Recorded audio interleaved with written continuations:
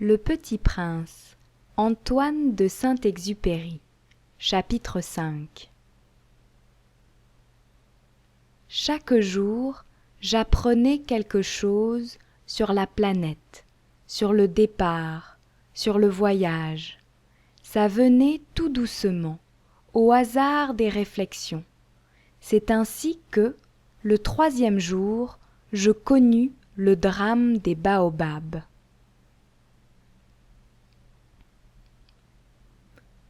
Cette fois-ci encore, ce fut grâce aux moutons, car brusquement, le petit prince m'interrogea, comme pris d'un doute grave.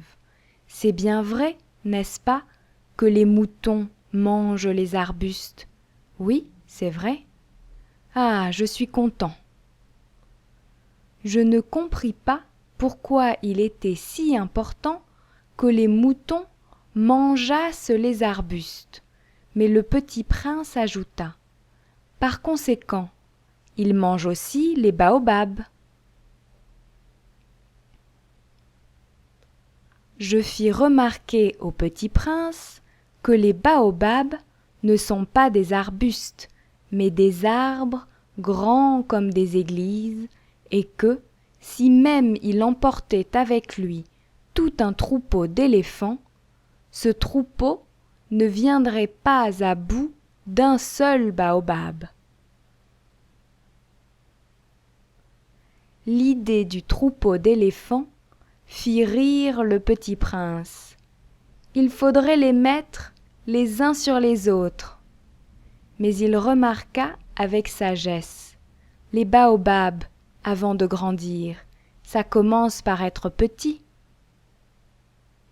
C'est exact, mais pourquoi veux-tu que tes moutons mangent les petits baobabs? Il me répondit: ben, voyons, comme s'il s'agissait là d'une évidence. Et il me fallut un grand effort d'intelligence pour comprendre à moi seul ce problème. Et en effet, sur la planète du Petit Prince, il y avait, comme sur toutes les planètes, de bonnes herbes et de mauvaises herbes. Par conséquent, de bonnes graines de bonnes herbes et de mauvaises graines de mauvaises herbes. Or, il y avait des graines terribles sur la planète du Petit Prince.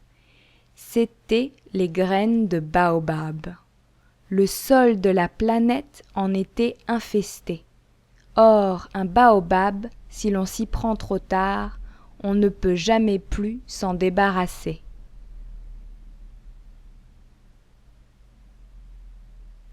Il encombre toute la planète, il la perfore de ses racines, et si la planète est trop petite, et si les baobabs sont trop nombreux, ils la font éclater.